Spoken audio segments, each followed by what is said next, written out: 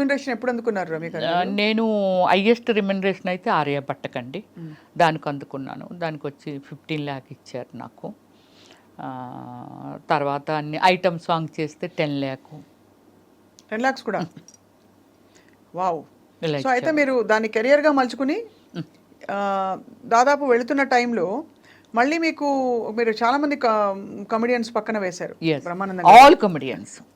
All కమెడియన్స్తో, Suman శెట్టితో కూడా చేశాను నేను. ఎలా ఉండేవారు? అందరూ అప్రిషియేటివ్గా ఉండేవారా? అందరూ నాకు ఎల్బి శ్రీరామ్ గారు నా సినిమాలో కూడా చేశారు కదండి. సో లైక్ ఒక ఫాదర్ లాగా అనిపించేవాళ్ళు. బ్రహ్మానందం గారు, అందరికంటే బ్రహ్మానందం గారితో చాలా ఎక్కువ, హేమ గారి కంటే నేను ఎక్కువ చేస్తుంటాను బ్రహ్మానందం గారితో. బట్ నేనేమిటంటే, అంటే అందరికీ తెలుసు చాలా లిమిట్లో ఉంటుంది. రా అమ్మాయి వెళ్ళాడబోదాం, రావచ్చు కదా సరదాగా అని అన్నారు అనుకోండి, నేను ఏదో ఒక పని పెట్టుకునేదాన్ని. అంటే వేరే స్టేట్లో మనకి మీతో బ్రహ్మానందం గారు కానీ అలా రూమ్లో ఏం చేస్తావు, షూటింగ్ చేసి వచ్చి రావచ్చు కదా సరదాగానా అలా అంటే, సార్ నాకు ఇలాగా మాకు తెలిసిన వాళ్ళు ఉన్నారు అంటే, ఏదో ఇప్పుడు నన్నేమి కొట్టరు. అలాగే నేను సఫర్ అయింది బాబు మోహన్ గారితో కానీ. సో అంటే వాళ్ళకి అర్థమైపోయేది ఒక 3 daysలోనో ఎప్పుడో 1 day అంటే ఏదో చెప్పొచ్చు, 3rd day అలా ఉంటాయి కదా, వాళ్ళకి అర్థమైపోయి ఉండేది ఈ అమ్మాయి కావాలని అవాయిడ్ చేస్తుంది అని. సో అలా ఇప్పుడు నేను చెప్తానండి, హేమ గారు లేకపోతే ఇంకోళ్ళు ఎవరో స్టేట్మెంట్ ఇచ్చారు, బ్రహ్మానందం గారు నా విషయంలో కూడా అలా ప్రవర్తించారండి. బాబు మోహన్ గారు కూడా, ఏ అమ్మాయిని చూస్తారా, మమ్మల్ని చూడరా ఏంటి, అమ్మాయి ఉంటేనే సినిమా ఆడుతుందా, అలాగే ఇలాగని చెప్పి నన్ను అవాయిడ్ చేసిన వాళ్ళు వీళ్ళిద్దరు కూడా. ప్రొఫెషనల్గా అంతే. సో ఒక మామూలుగా పర్సనల్ లైఫ్స్లోకి మేము వెళ్ళామండి. బట్ ఎక్కడో ఒక చోట చదివాను, మీకు చిన్నప్పుడే పెళ్ళయ్యి తర్వాత మీరు విడిపోయారని చెప్పి. విడిపోలేదు. అందుకే మీరు ఒకటి అంటే, మీరు దానిలో చాలా బెస్ట్ ప్లేస్లో ఉన్నారు కాబట్టి చూడండి, నా మీద ఎక్కడ ఎవరితోనో లవ్లో ఉన్నదను, లేకపోతే వీళ్ళతో డేట్లో ఉందను, లేకపోతే సంథింగ్ నాది ఎక్కడ వినరండి. నాకంటూ కొన్ని మోరల్ వాల్యూస్ ఉన్నాయి, దాన్ని నేను ఎంత రెస్పెక్ట్ చేయాలో అంతే రెస్పెక్ట్ చేస్తాను. నా ఫ్యామిలీ దీన్ని ఏ రోజు స్క్రీన్ ముందుకి నేను తీసుకురాలా. Okay, any interview, anything, that is my personal life, cinema ఫీల్డ్కి సంబంధం లేనిది. ఓకే, ఫ్యాన్స్ క్యూరియాసిటీ ఉంటుంది ఏమిటి అని. బట్ సేమ్ టైం నన్ను ప్రపోజ్ చేసిన వాళ్ళు కూడా అవుట్ ఆఫ్ కంట్రీ, పారిసా లేకపోతే యుఎస్ఆ, పెద్ద డాక్టర్లు వీళ్ళంతా ఉన్నారు. నా పాలసీ ఎలా ఉంటుంది అంటే, ఇంతకు మించి అయితే మనం తినలేము. హయ్యెస్ట్ లైఫ్ స్టైల్ అంటే ఇస్ గాడ్ ఇచ్చాడు, ఒక సిస్టమేటిక్గా నేను దాన్ని సెక్యూర్ చేశాను. ఇంకింతకు మించి ఒక బెంచ్ కారు, ఎనీథింగ్ లోపల ఇవైతే అవే ఉంటాయి. ఒక లగ్జరీ చూసేసిన తర్వాత ఇంకే కారుకి వెళ్ళిపోయినా అదే ఉంటుంది. 150కి మించి పై వెళ్తే ఏ కారు అయినా అవుటే. నారాయణ గారు అబ్బాయి ఏమయ్యారు అనుకుందాం. అలాంటి చాలామందికి ఇది. అవును, ఇంతకు మించి లైఫ్ ఏంటి, ఇంతకు మించి లైఫ్ లేదు కదా. నేనే ఒక సెక్యూర్డ్గా ఉన్నాను. ఓకే, నాకు డ్రైవర్ ఉంటాడు, 2 పనులు ఉంటారు, మంచి స్టేయింగ్ హోమ్ ఉంది, సో పోనీ ఇంకొక హోమ్ ఉంది, ఇంకేమిటి. అందుకని నాకు అంత అలా వెళ్ళిపోవాలి అని ఏం లేదు. నన్ను అందరికీ తెలుసు, లైఫ్ లైన్లో ఉండాలి. ఓకే, దానికి ట్విట్టర్ ఉంది, ఇన్స్టాగ్రామ్ ఉంది, ఫేస్బుక్ ఉంది. అప్పుడప్పుడు హాయ్ హౌ ఆర్ యు అని ఏదో విచ్చేస్తూ ఉంటాము. రమేశ్వరి గారు ఇప్పుడు ఇలా ఉన్నారు, ఇప్పుడు మీ ముందుకు వచ్చాను, సో ఇప్పుడు నేను కనిపిస్తాను అంటే ఇంతే తప్ప నేను అత్యాశకి వెళ్ళిపోనండి. అత్యాశ మీన్స్ అన్లిమిటెడ్ అనేది మనిషి పతనమే. అవును, మీరు ఫ్లైట్లో ఎంతసేపు ట్రావెల్ చేయండి, అమెరికా వెళ్ళి భూమి మీద ల్యాండ్ అవ్వాల్సిందే. ఆ పాలసీ ఉంది నా దగ్గర. అది చాలా మంచి పద్ధతి. మీరు అంటే ఫస్ట్ నుంచి ఎంత అండర్స్టాండింగ్ ఉంటే మిమ్మల్ని మీరు అంటే లీడ్ చేసుకోవడమే కాకుండా మీరు ఇన్ని రంగాలలో ఇంత మీ ప్రతిభను చూపించారు. అదే అంటే, సో అయితే మీకు వివాహం అయిందండి? అయింది, చిన్నప్పుడే అయిపోయింది. 13 years ఏజ్కే మ్యారేజ్ అయిపోయింది. కాకపోతే నేను ఎక్కడ రివీల్ చేయలేదు, అంతే, అంతకు మించి. ఇప్పుడు మీ వారు ఎక్కడ ఉన్నారు? ఎక్స్పైర్ అయ్యారు. ఎక్స్పైర్. ఒక 2 years బ్యాక్ ఎక్స్పైర్ అయ్యారు. ఓకే. యా, సో మరి ఈజ్ లైక్ మై ఫాదర్. స్వప్న చెప్పాను కదా, చాలా రెస్పెక్ట్ ఇస్తాను. ఈరోజు గుడిలో పూజించినట్టుగా పూజిస్తాను ఆయన్ని, చాలా రెస్పెక్ట్ ఇస్తాను. Not a wrong. ఇప్పుడు అతని వల్ల తప్పలేదు, నేను ఎందుకు సఫర్ చేయాలి? నాకు నాకు భయము, ఎంత భయం అంటే, లవ్ అంటారు, డేట్ అంటారు, వెనకాల పడతారు. సరే, మన బిజీలో మనం ఉంటాము, ఎంతోమందిని నేను ఫేస్ చేశాను. కృష్ణకుమార్ గారు 15 years గ్యాప్ అండి ఆమెకి, ఫీల్డ్ వదిలేసింది పూర్తిగా. బెంగళూరులో ఆమె పెద్ద ఎస్టేట్ ఉంటుంది, తెలుసు, నేను వెళ్ళానుగా. వెళ్ళారా? ఇంటర్వ్యూ చేశారా? చేశాను. లైక్ నా కూతురు వాడిని కేఆర్ విజయ్ గారు అంతే నన్ను పెంచుకుంటామనేవాళ్ళండి. ఆ ఎస్టేట్లో నాకు ఒక అత్త క్యారెక్టర్ చేయాలి, ఆమె అయితే బాగుంటుంది. అక్కడే కదా షూటింగ్ అంతానా, చేస్తే బాగుండు అని అనుకుంటా.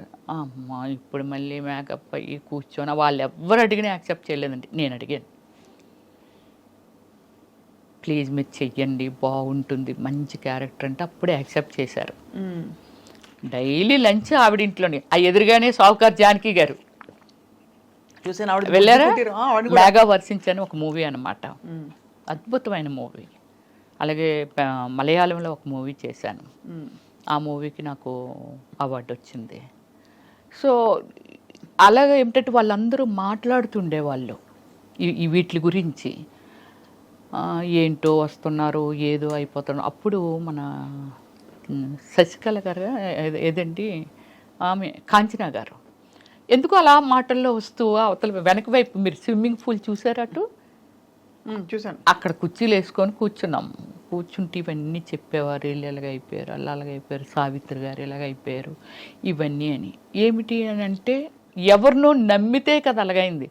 ఆమెమో వాళ్ళ బ్రదర్స్ నమ్మి అలాగైపోయిందంట, ఏమేమో అతన్ని నమ్మి. అదొక్కటే మనకి బాగా ఫేమస్ కాబట్టి చేయలే. అలాంటి కొన్ని ల్యాక్స్ ఆఫ్ సిచ్యువేషన్స్ ఉంటాయి. చాలా కరెక్ట్గా చెప్పారు మీరు. అంటే కానీ ఆ వయసులో మీరు అంత తెలుసుకుని దాన్ని అమలుపరచడమే పెద్ద విషయం. అదే గ్రేట్. అదే గ్రేట్. ఎందుకంటే ఒకటి, సరే మీ వారితో మీకు అనుబంధం ఉన్నా, ఒక రెస్పెక్ట్ ఉన్నా, ఏమున్నా కూడా మీరు యాక్ట్ చేయడం ఆయన ఆపలేదు ఎప్పుడు. లేదు, నాకు ఎప్పుడు ఏది అభ్యంతరం చెప్పలేదు. అది గొప్ప విషయం. మీరు కూడా ఇండస్ట్రీకి వచ్చేసి టెంప్ట్ అయిపోయి ఇంకో దారిలోకి వెళ్ళిపోయి, అంటే నేను తప్పు రైట్ అని చెప్పట్లేదు, ఎవరి జీవితానికి వాళ్ళు బాధ్యులు. డెఫినెట్లీ. ఇప్పుడు అంత గొప్ప నటీమణుల గురించి మనం మాట్లాడుకున్నప్పుడు వాళ్ళ జీవితం అయ్యో ఇలా అయిపోయిందని మీరు చెప్తున్నారే, అలా కాకుండా మిమ్మల్ని మీరు కాపాడుకోగలిగారు. Actually you don't need anybody in your life, ఫ్రాంక్గా చెప్పాలంటే. నేనే రాజు, నేనే మంత్రి అన్నీ. ఒకటి స్వప్న, నీ మనసులో ఉన్న అడగాలని అడగలేకపోతున్నావు ఏంటో నేనే ఓపెన్గా చెప్తున్నాను. సినిమా ఫీల్డ్లో అంటే not only field, any place pressure ఉంటుంది, sexual pressure, whatever. House వైఫ్లకు కూడా ఉంటుంది, ఇష్టం అది, దాన్ని ఎవరు మీ అభ్యంతరం చెప్పడం లేదు. నాకు ఒక ఐటెం ఇలా కూర్చొని మాట్లాడుతున్నాను స్వప్న, నువ్వు నాకు నచ్చేయచ్చు, లేకపోతే వీళ్ళు చూస్తున్నాను చాలా ఐటమ్స్ ఉన్నాయి, అందులో ఏదో నాకు నచ్చొచ్చు, ఇది నా హార్ట్ స్పందన. అలాగే ఎవరికి ఎందుకు నచ్చమో, ఒక గ్లామర్ ఉన్నప్పుడు వెంకటేశ్వర స్వామి దగ్గరికి ఎందుకు వెళ్తున్నాము? ఆయన ఏమైనా ఇచ్చేస్తున్నారా, ఇస్తారా? మనకు తెలియదు ఇస్తారా ఎవరు, కానీ నచ్చారు. చాలామంది గాడ్స్ ఉన్నారు కదా. కానీ ఐహిక సుఖాలకి దైవిక సుఖాలకి, దైవిక ఆనందానికి తేడా ఉంది కదా. ఉంది. ఎగ్జాంపుల్ చెప్తున్నాను అంతే. అలాగా మనకి ఏమిటంటే, మనం నచ్చిన వాళ్ళు పాపం ఎంతో మంది ఉండొచ్చు, దాన్ని ఎక్స్పెక్ట్ చేయడంలో తప్పులేదు, కానీ బలవంతం పెట్టకూడదు. సినిమా ఫీల్డ్లో కలిసి వర్క్ చేస్తుంటారు. ఇప్పుడు 500 కోట్లు 1000 కోట్లు బడ్జెట్లు వచ్చేసాయి, 5 crores అనుకుందాం. 5 crores పెట్టి ఒక మూవీ మేకింగ్ చేసిన ఒక ప్రొడ్యూసర్కి క్రమశిక్షణ ఉండదంటావా? ఒక డైరెక్టర్ తన సినిమా హిట్ అవ్వాలి, అదవ్వాలి, ఇదవ్వాలి అని ఎంత టెన్షన్లో తన క్రమశిక్షణ ఉండదంటారా? ఒక మనిషిని ఒక రిక్వెస్ట్ దానిలో పెట్టారు అని అంటే ఇష్టం అయ్యి, అంటే ఈ ట్రావెలింగ్లో ఏదో నచ్చింది. ఎందుకు రోడ్డు మీద నేను వెళ్తూ ఉంటాను కదా, నాకు డ్రైవ్ అంటే చాలా ఇష్టం, వెరీ స్పీడ్ డ్రైవర్ని నేను. వెళ్తుంటాం కదా, ఒక లొకేషన్ ఏదైనా నచ్చిందని ఆపేస్తాను, ఆపేసి అక్కడ ఒక 10 నిమిషాలు ఏదో రిలాక్స్గా అంతా వాచ్ చేసి అప్ప చాలా బాగుంది, ఇక్కడ కాసేపు కూర్చుంటే బాగున్ను అలా అనిపిస్తుంది నాకు. అలాగే ఒక ఇష్టాన్ని ఎవరిని స్టాప్ చేయలేము. బట్ అలా నచ్చి అడిగిన వాళ్ళు చాలామంది ఉన్నారు నన్ను పెద్దవాళ్ళు ఎవరైనా అంటే తెలుసు? చాలా పెద్ద వాళ్ళు. కానీ ఏ రోజు నేను రాంగ్ స్టెప్ వేయలేదు. అంటే నాకు ఒకవేళ సినిమా ఇవ్వమన్నారని అనుకుందాం, అదే కదా మెయిన్. I don't care. మీరే ప్రొడ్యూసర్ లేరు, మీరు ఒక్కలే డైరెక్టర్ లేరు, నేను ఒక్కదాన్ని ఆర్టిస్ట్ లేను, ఇది కూడా చెప్తా. సో ఏం చెప్పుకునేవారు? ఏది రావాల్సి ఉంటే అది వస్తుంది అంతే. ఇప్పుడు మనం మార్కెట్లోకి వెళ్ళాము కదా, ఒక ఐటమ్ మార్కెట్లో పెట్టినప్పుడు ఒక్కలే వెళ్ళి చూసి వెళ్ళిపోరు కదా, ఇంకెంతోమంది వస్తుంటారు, ఎవరో ఒకరికి నచ్చి కొనుక్కుంటారు కదా. అలా అంతే. ఒక కళాకారిణిగా నేనున్నాను, ఎంతోమంది సినిమాలు చేసినప్పుడు నా అవసరం రమ్యశ్రీ అయితే భలే ఉంటుంది, ఆ సినిమాలు చాలా బాగా చేసింది. నేను సినిమా తర్వాత సునీలు నేను మా అదృష్టం ఏంటో తెలియదు, అంత బిజీ అయిపోయాం. డైలీ ఒక 3-4 షూటింగ్స్, ఒక్కొక్కసారి 10 days కూడా నేను నిద్రపోయేదాన్ని కాదు. నైట్ 2 వరకు డాన్స్, ఏదైనా ఐటమ్ సాంగ్ స్ట్రైన్ అయిపోదాన్ని. ఎక్కడో అడవుల్లో పెట్టేవాళ్ళు, మళ్ళీ వేరొకరు location 7 o'clock, morning hour 7 o'clock call seat.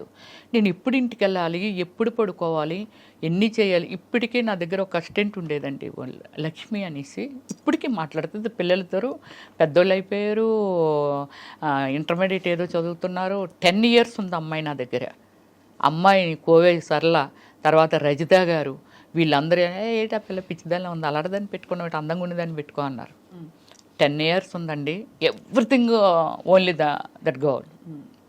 అన్నీ అమ్మాయే. ఎంతమంది సీమరాని ఇచ్చి మంది, సౌందర్య ఇచ్చి మంది, శకిల ఇచ్చి మంది అమ్మాయిని. మేము అమ్మాయి వేస్తుంది, మేము అంతకు 3 ఇంతలు 10 ఇంతలు ఇస్తాం వచ్చి అని అనేవారు. అంటే నాకు నిద్ర లేకపోయినా సరే అమ్మాయి మొత్తం అంతా మేనేజ్ చేసి, 1 గంట పడుకుంటారు, మొత్తం అంతా బాత్రూంలో హీటర్ ఆన్ చేసేయడం, అది చేసేయడం, ఇది చేసేయడం, మేకప్ సామాన్ పెట్టేయడం. నెక్స్ట్ సినిమా ఏంటి, నా ఏం డ్రెస్ వేస్తాను, ఎలాగేస్తాను, దానికి షేడ్లు కూడా అమ్మాయికి వచ్చేసాయి. అంటే ఈ షేడ్ వేస్తారు మేడం గారు, ఈ కలర్ చీర కడతానన్నారని. అంత బ్యూటిఫుల్ వర్కర్ అండి. ఇప్పటికంతకే నేను మర్చిపోలేకపోయాను. 1 ఎకరం ల్యాండ్ కూడా అమ్మాయికి పండించుకొని ఇచ్చాను. చాలా గొప్ప విషయం అండి. వాళ్ళది